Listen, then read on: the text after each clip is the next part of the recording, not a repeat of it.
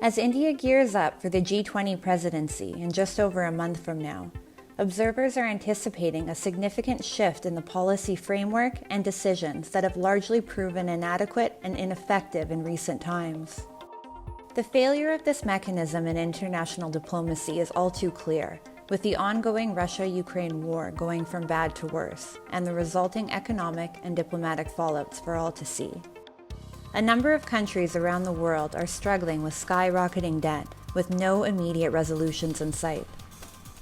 With export indices falling and foreign reserves depleting, several countries are on the verge of defaulting on their loans and face dire shortages of essential fuel supplies.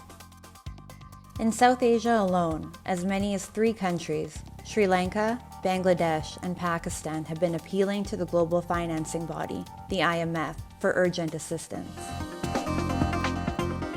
India, however, has proven its economic resilience through the grim pandemic wave and the downturn that followed.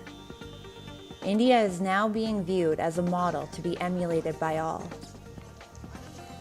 United Nations Chief Antonio Guterres recently urged New Delhi to mobilize G20 nations to assist those developing countries who are saddled with debt.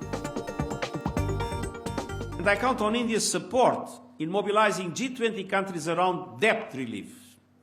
Many developing countries are at or near debt distress and require multilateral action, including the expansion and the extension of the G20 debt service suspension initiative.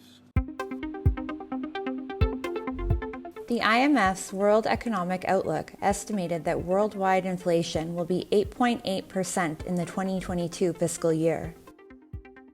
Pakistan and Bangladesh, however, are currently grappling with historically high rates of inflation at nearly 20% and 10%, respectively. Inflation in the island nation of Sri Lanka touched the record mark of over 73% last week. While its neighbors struggle, India's timely macroeconomic interventions and structural reforms have not only assisted in containing inflation by improving productivity, but have also propelled the country to the 5th largest economy in the world. Indian monetary policy has stayed on course to restore price stability and has by and large alleviated cost of living pressures. India has been among the best performers when it has come to containing inflation. Despite dealing with inflation, India was also able to keep their welfare programs on track. From then till today, we continue the free food grain program for 80 crore Indian citizens. Because of prudent and forward-thinking economic decisions in the last few years, India is now in a position where it can not only meet demands for its own vast population, but can also help those countries in distress. India's economic model was recently praised by the Secretary General of the United Nations, Antonio Guterres. My feeling is that instead of subsidizing things, it is necessary to subsidize people.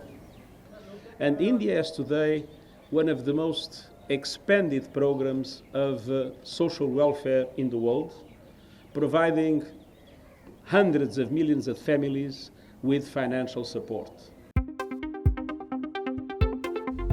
Looking back on recent global events, we see that India has established itself as one of the key players in world geopolitics. India has garnered praise world over, from the IMF and the United Nations to wealthy and underdeveloped countries alike. India's holistic approach for development has not only benefited its citizens, but has also benefited the interests of the larger global community. Observers speculate that India will continue to be a critical player in global geopolitics. The Brand India model of economics, diplomacy and dialogue, and climate change will be an example for countries world over.